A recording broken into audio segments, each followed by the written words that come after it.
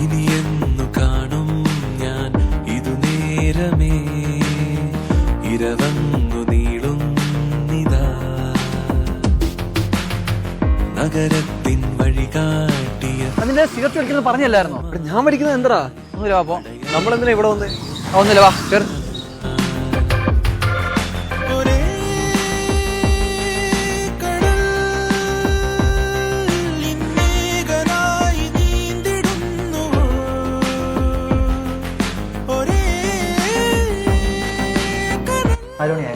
നാല് മണിയോ? ഇനിയുണ്ട് 2 മണിക്കൂർ 4 മണിക്ക്.